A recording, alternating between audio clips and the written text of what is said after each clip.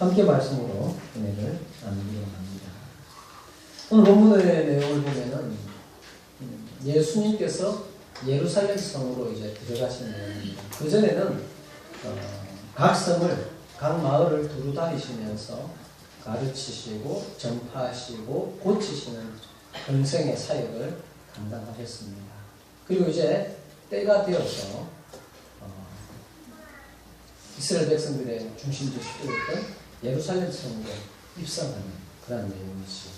이 날을 들어서 우리는 종려주일이다라고 말하고 그렇게 지키고 있습니다. 그 이유는 여러분 잘 알듯이 예수님께서 이제 공생의 사역의 마지막, 이 땅에서의 마지막 사역인 십자가 사역을 감당하시기 위해서, 이루시기 위해서 예루살렘으로 들어가지요.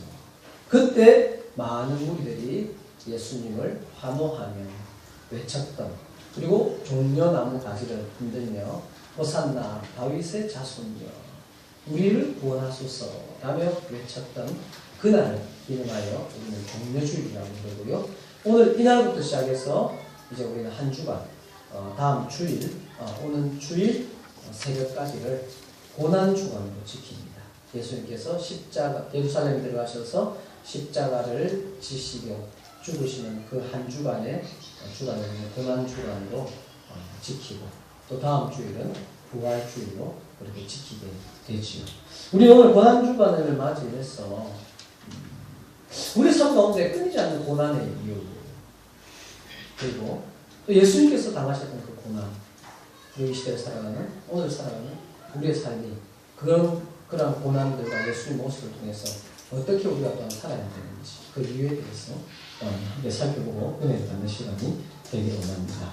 오늘 본문의 내용을 보면요, 예수님께서 그렇게 나귀를 타시고, 그 내용들은 시간 관계상 말씀 이름으로, 본문 이름으로 여러분 이해하시면 되겠고요. 그렇게 나귀 타시고 예루살렘으로 들어가자. 35절부터 보면 그것을 예수께로 끌고 와서 자기들의 겉옷을 나귀 새끼 위에 걸쳐놓고 예수를 태우니 가실 때에 그들이 자기의 겉옷을 길에 펴고 이미 감람산 내리막길에 가까이 오심에 제자의 온 무리가 자기들이 본 바 모든 능한 일로 인하여 기뻐하며 큰 소리로 하나님을 찬양하며 이르되 찬송하리로다. 주의 이름으로 오시는 왕이여 하느님 정하여 가장 높은 곳에는 영광이로다 라며 외치고 있습니다. 그래서 다른 본문에서는 호산나 외쳤다고 그러죠. 그 호산나의 내용이 주여 우리를 구원하소서 이런 내용입니다. 현대식으로 표현을 해보면 이런 내용이 아닐까 생각을 해봅니다. 대통령이 아니면 대통령이 될 사람이 우리 요 앞에, 우리 교회 앞으로 지나가는 거예요. 근데 그분이 요즘 우리나라처럼 좋은 차가 많잖아요. 비싼 차, 외국 차를 먹잖아요.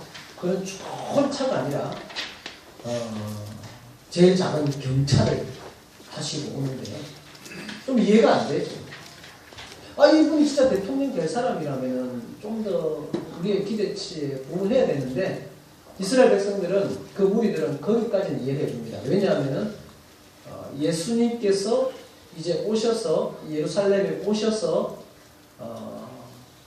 실제적인 저들이 바랬던 그 메시아 사역을 해줄 거라고 기대했거든요. 정치적인 메시아, 군사적인 메시아, 로마의 압제에서 벗어나게 해서 우리 민족을 구원하고 이제 하나님께서 성경에 약속했던 그 진짜 복, 이 땅을 회복하고 우리에게 천국을 줄 그런 메시아를 기대했기 때문에 아직도 좀 나귀를 타고 오면 안 돼, 이런 마음으로 저들의 옷을 그 위에 깔고 그 길에 저들의 옷을 깔며 종려나무 가지를 흔들며 왕이 입성하는 것을 인정하며 호산나 우리를 구원하소서, 우리는 당신을 환영합니다, 호산나 호산나 그렇게 외쳤던 모습입니다. 충분히 납득이 되는 거지. 그런데 말씀을 한 번 더 좀 찾아볼까요? 마태복음 27장으로 한번 가보십시오. 마태복음 27장 25절부터 보면요.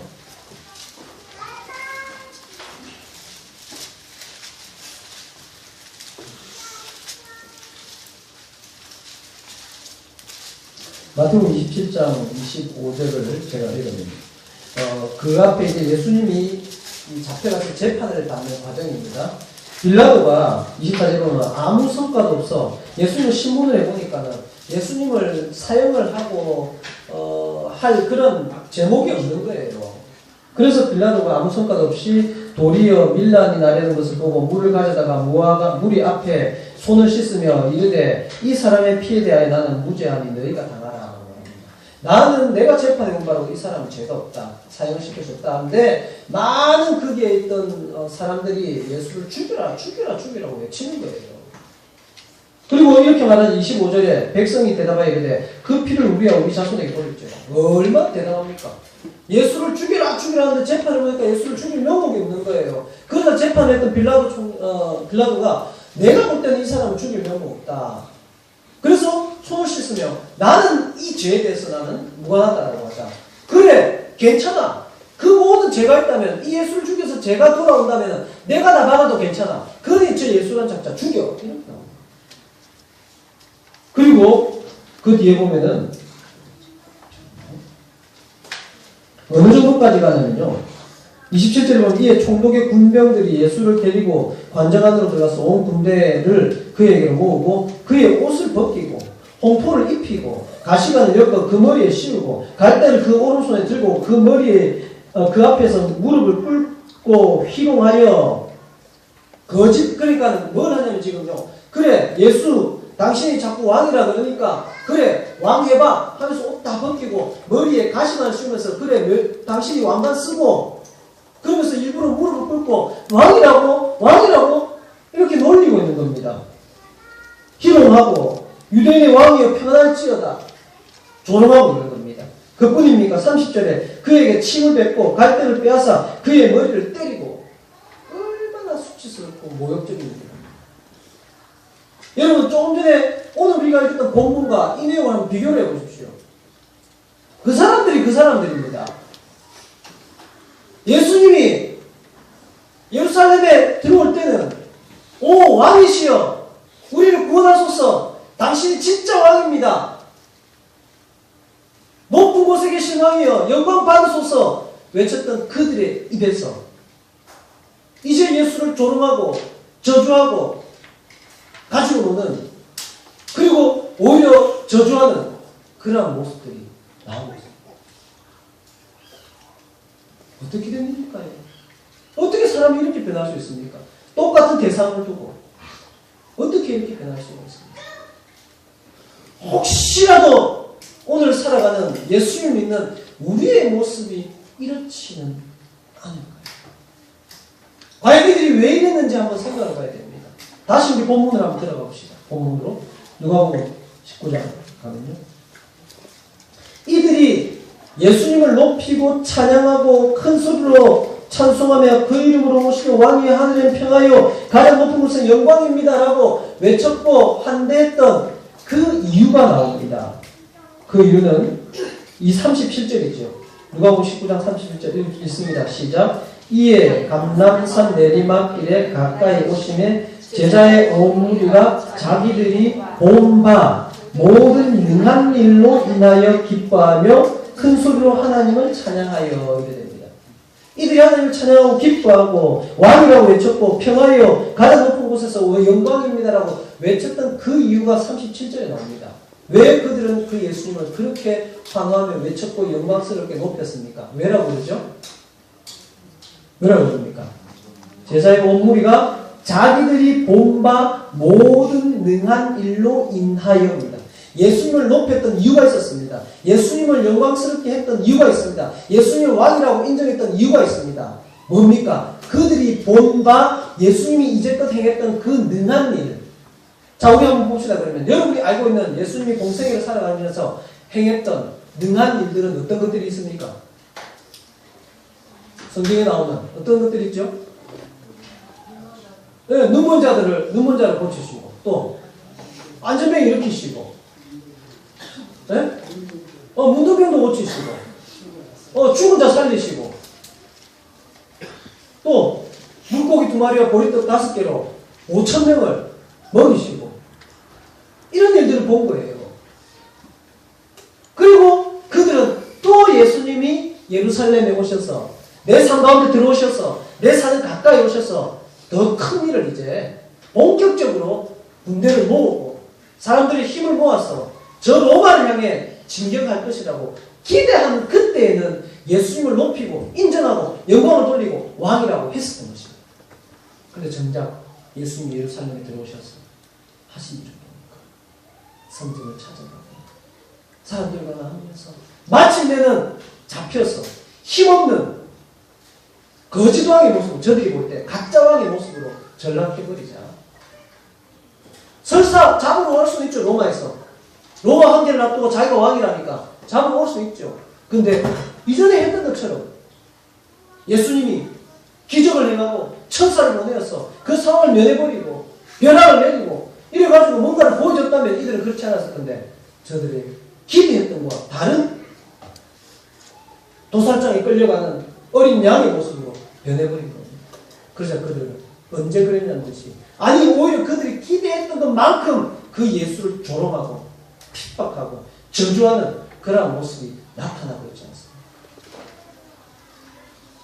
사랑하는 여러분, 과연 이들이 환호했던 그 환호가 예수님이라는 그 하나님의 아들 구원자를 향한 환호였을까요? 영광이었을까요? 그분을 진짜 왕으로 인정했을까요?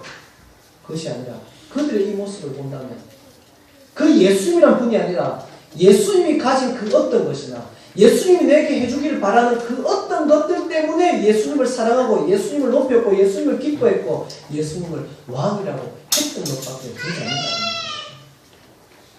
소위 그들이 예수님을 왕으로 인정했을 때는 조건이라는 것이 있었다는 것입니다. 그 조건이 내 생각과 일치하자 그들은 예수님을 왕으로 높이고 인정할 수 있었던 것입니다. 재미난 기사를 본 적이 있습니다. 어느 한 결혼 정보회사입니다. 듀오라는 결혼 정보회사에서 미혼 남녀들 대상으로 이상적인 배우자의 조건에 대해서 설문조사를 했습니다. 보니까요, 가장 인기 있는 신랑감과 인기 있는 신부감을 남녀에게 서로 상대를 조사를 했는데, 인기 있는 신랑감, 키, 신장 177.1, 인기 있는 신부감, 키 163.98, 인기 있는 신랑감 연소득 5,083만원, 신부감 연소득 3,911만원. 요즘 여자분들도 3천만 이상 벌어야 됩니다. 남자가 너무 있으면 안 됩니다. 자산, 인기 있는 신랑감 자산 2억 4,613만원, 인기 있는 신부감 자산 1억 5,583만원, 인기 있는 신랑감 연령 차이, 내보다 세너 살 많은 것, 신부감 나보다 서너 살 작은 것, 학력 4년대 졸, 4년대 대학 졸업 양이 다 들었고요. 직업, 인기 있는 직업 신랑감 공무원, 공기업 직원, 그 다음에 사무직, 그 다음에 금융직, 그 다음에 인기 있는 신부감 직업은 1위가 교사, 그 다음에 공무원, 그 다음에 사무직, 그 다음에 고려사항 보면요, 인기 있는 신랑감 제일 중요한 게 여자들은요 성격이 좋아야 된다. 그러고 두 번째 경제력, 세 번째 직업, 네 번째 외모. 인기 있는 신부감은 첫 번째로 성격이 좋아야 되고 외모가 좋아야 되고 경제력이 있어야 되고 직업이 있어야 되고, 이게 이상적인 신랑, 이상적인 신부감입니다. 자, 이 기준으로 이 조건으로 따진다면 여러분 결혼했겠습니까? 못했겠습니까? 저는 못했을 것 같아요. 진짜 감사해요. 저는 빨리 결혼한 게 진짜 감사해요. 지금 시대 같으면 이 조건이라면 진짜 안 생겨요.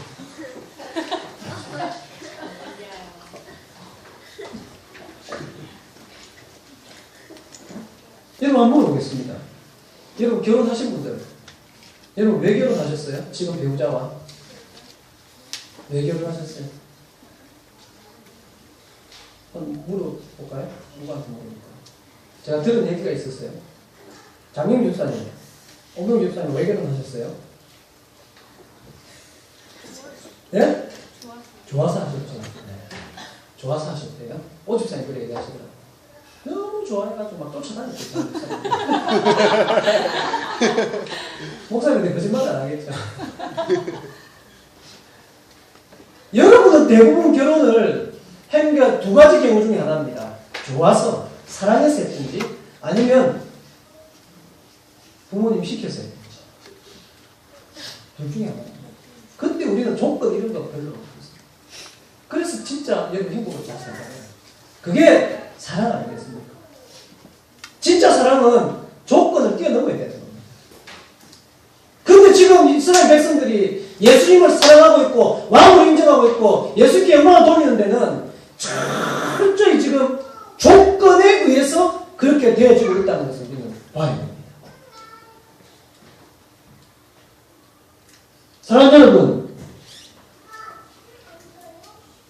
과연 조건에 의해서 우리가 누군가를 왕으로 인정하고 조건에 의해서 우리가 예수님을 믿고 조건에 의해서 우리가 하나님을 하나님으로 인정한다면 우리와 하나님과의 관계가 지금처럼 그렇게 아름답고 변하지 않는 관계가 될 수 있을까요?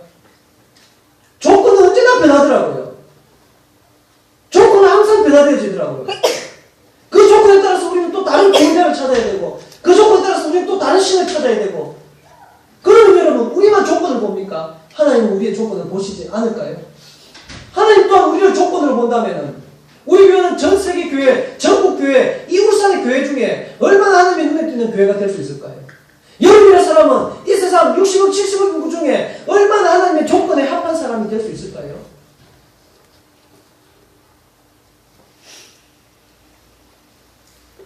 우리는 예수님이 가신 그 무엇, 예수님이 우리에게 해주실 그 어떤 것 때문에 예수님을 사랑하고 믿고 다른 사람들이 아니라 하나님의 아들, 우리의 구원자 되신 그 예수님을 믿고 사랑하고 따르는 성도들 되기를 간절히 부탁을 드립니다.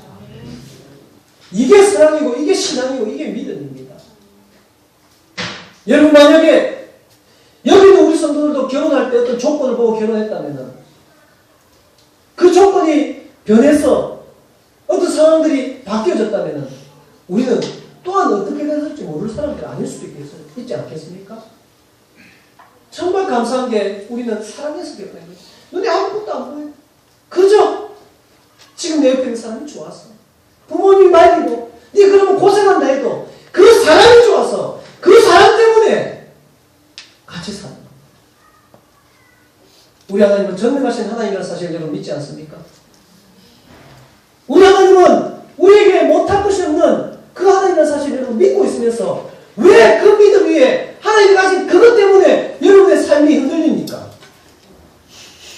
지금 안 되어놓는 거지 없는 것이 아니잖아요. 지금 능력을 안 행하시는 거지 능력이 잃어버린 것이 아니잖아요.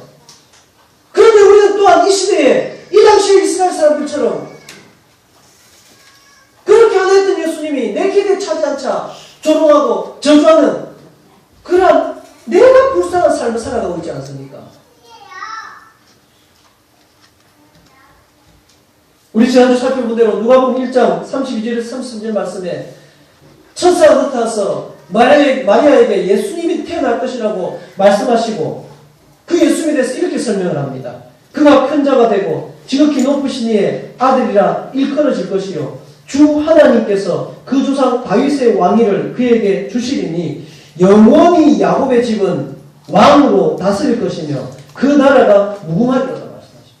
지금 천의 몸에서 태어날 그래서 네가 부끄러워해야 될 네가 태어나고 나면은 어디 도망가며 평범한 목수의 아들로 자라게 될 그 아들이지만은 그 예수는 이제 장차 야곱의 집에 왕으로 와서 다스릴 것이며 그 나라가 무궁할 것이라고 분명히 약속을 하셨다는 사실입니다.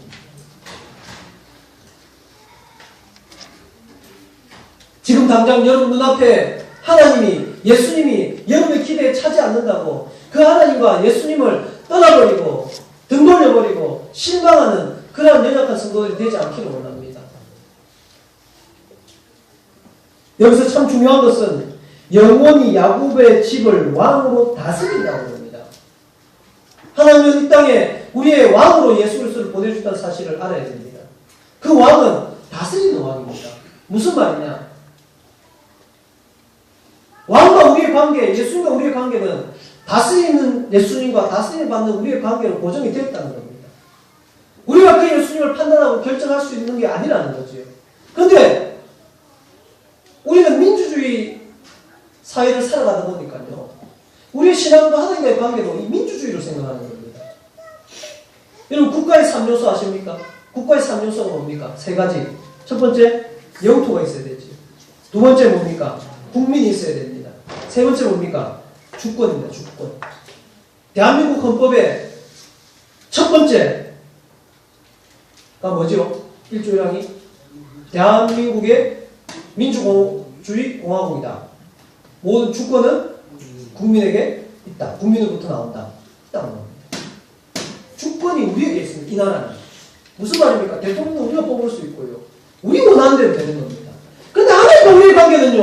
민주주의가 아닙니다. 하나님 우리의 의견 물어보고 하나님 우리 눈치 보는 하나님이 아니라 영원한 창조자 되시고 영원한 왕 되신 그 하나님이 우리보다 우리를 더 사랑하시고 우리보다 우리를 더 아시는 하나님이 우리를 다스리고 우리는 그 다스림 가운데 있을 때 가장 행복하고 복된 사람이라는 사실을 알아야 됩니다. 그 다스리는 왕이 설사 오늘 본문의 모습처럼 나귀를 타는 힘없는 모습일지라도 그분은 우리의 왕이십니다. 우리의 삶 가운데 내 만족을 못 주고 내가 원하는 것을 못 이뤄줄지라도 그 예수님은 여러분의 왕이라는 사실을 믿으시기를 원합니다. 그 왕을 왕으로 인정하는 성도들 되기를 주님의 이름으로 축원합니다.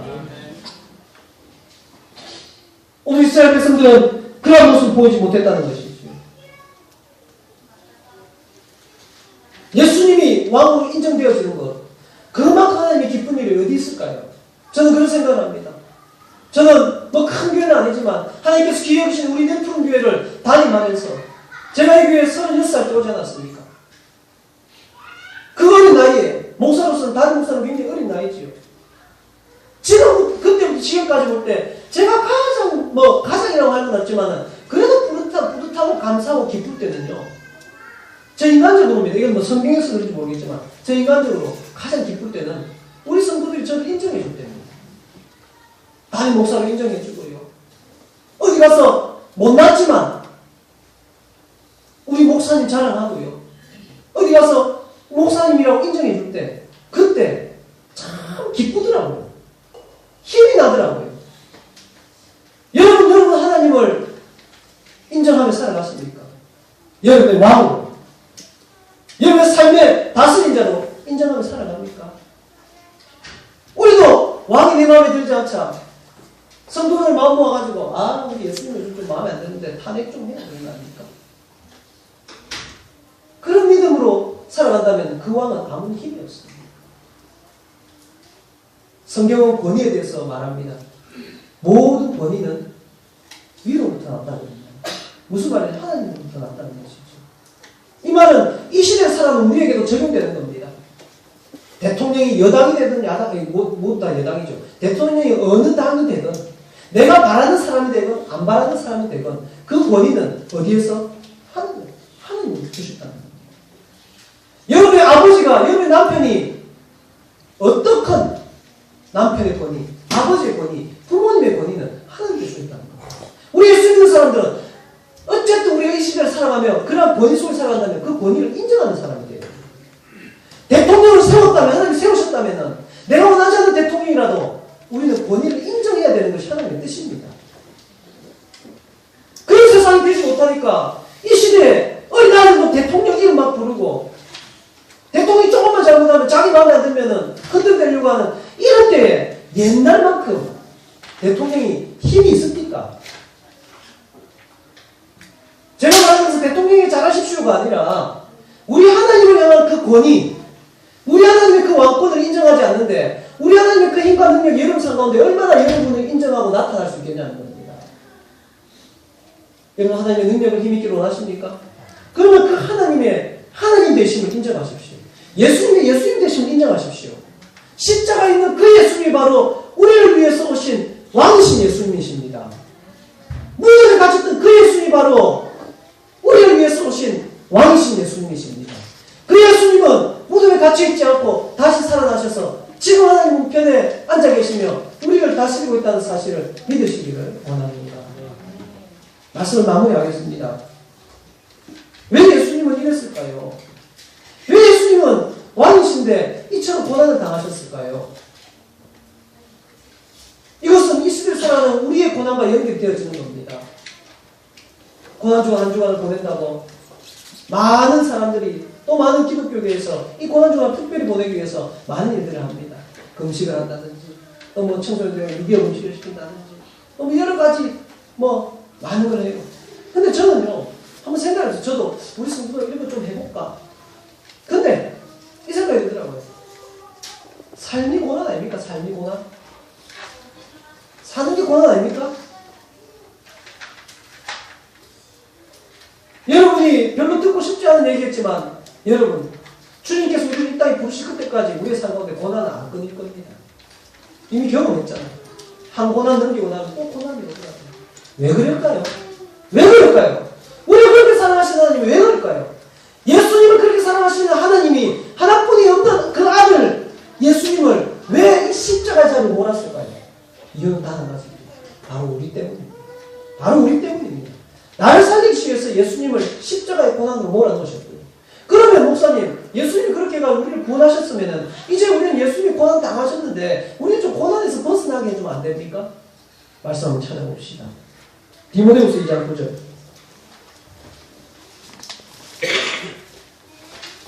디모데후서 2장 9절 말씀. 이스라엘 사람은 우리에게 주시는 그 고난의 의미가 여기에서 조명되어집니다.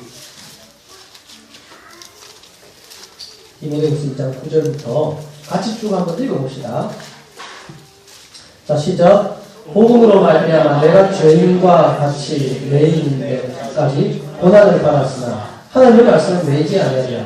그러므로 내가 택함 받은 자들을 위하여 모든 것을 참으면 그들도 그리스도 예수 안에 있는 구원을 영원한 영광과 함께 받게 하게 합니다. 미쁘다 이 말이요 우리가 주와 함께 죽었으면 또한 함께 살 것이요 참으면 또한 함께 왕노릇 할 것이요 우리가 주를 부인하면 주도 우리를 부인하실 것이라. 여기까지입니다. 12절의 핵심입니다. 참으면 함께 뭐 한다고요? 왕노릇. 예수님이 우리의 왕이시고 이 땅의 왕이시라는 사실 믿으십니까? 예수의 목표는 우리를 어떻게 세운 데까지 있다고 여기서 나옵니까? 12절에 예수님과 여러분이 함께 왕노릇할 사람으로 우리를 보고 있답니다. 흔히 우리가 정치계에서 코드 인사를 말합니다. 이것은 장점도 있고 단점도 있습니다. 저는 그런데 이해를 합니다. 코드 인사를. 왜냐하면요. 내가 어디에 장이 된다면요. 나의 철학과 나의 가치관과 나의 비전과 내 생각과 맞는 사람이 나와 같이 일을 해야 추진력이 있는 거 아니겠습니까? 이 코드 인사의 가장 단점을 뭐라 그럽니까? 그렇다면 추진력이 있겠지만 바른 소리, 견제할 수 없다는 거죠. 물론 그런 단점도 있습니다만 견제는 항상 누가 하더라고요. 여당이 있으면 항상 야당은 견제를 하더라고요. 그렇지 우리의 이 개념과 연결한다면 예수님은 지금 우리와 코드 인사를 하겠다는 겁니다. 내가 높은 자리에서 왕으로서 휘두르고 나 하고 싶은 대로 하는 왕이 아니라 왕으로서 가장 낮은 자리까지 와서 내 목숨까지 내어놓으면서 섬기는 왕으로 통치하는 것을 너희들에게도 가르쳐주게 하기 위해서 나는 너희들을 고난의 자리로 밀어넣는다는 겁니다. 고난을 겪은 분들은요 겸손해집니다. 고난의 터널을 빠져나오면요 내가 아니라 하나님이 나옵니다. 고난은 우리에게 쓴 것이지만 고난 뒤에 우리에게 주신 하나님의 유익은 상상도 하지 못하는 것으로 주어진 것을 저는 많은 성도들을 통해서 확인해냈습니다. 우리가 예수 믿어서 복받아서 예수 믿어서 좋은 자리 가서 예수 믿어서 높은 자리 가서 예수 믿어서 힘 얻어서 그래 나는 예수 믿어서 복받았습니다. 좋은 학교 나왔습니다. 좋은 직장 갔습니다. 높은 자리 올라갔습니다. 그래서 나는 이제 내가 그토록 하고 싶은 건 내 마음대로 한번 해보겠습니다가 아니라 주님께서 주시는 복으로 여러분은 예수님처럼 여러분 있는 그곳에서 섬기는 자로 살아가기 원합니다. 낮은 자리로 가기 원한다는 것입니다. 휘두르는 자가 아니라 그들과 함께 울고 웃는 그들의 아픔에 함께하고 그들의 눈물을 닦아주고 남들이 하기 쉬운 일 하는 그러한 리더, 그러한 다스리는 자, 그러한 높은 자, 그러한 능력 있는 자로 여러분을 세우기 원하셔서 우리의 삶 가운데 하나님께서 사랑하지만 고난을 허락하신다는 사실을 발견하는 시간 되기를 원합니다. 사랑하는 여러분, 고난은 여러분에게 유익하니까 하나님께서 주십니다. 고난을 통해서 우리의 혈과 육을 제거하고 우리의 욕심과 나의 나대로 살고 싶은 것들을 하나님께서 컨트롤하실 것입니다. 그 과정이 물론 힘들겠지만 우리는 예수님과 함께 영원히 왕노릇할 사람들입니다. 예수님의 마음과 같은 마음, 예수님과 같은 비전, 예수님과 같은 꿈을 꾸며 예수님과 함께 울고 예수님과 함께 웃기 위해서 우리는 예수님을 조건으로 바라보지 마시고 우리를 위한 구원자 예수님으로 온전히 바라보시고 그 예수님을 인정하시고 그 예수님과 함께 영광 받으시기 원하신다면 그 예수님과 함께 고난의 자리도 함께 가기를 또한 기뻐하시는 받아들이시는 그래서 영원히 예수님과 왕노릇 하시는 우리 모든 성도들 되기를 주님의 이름으로 축원합니다.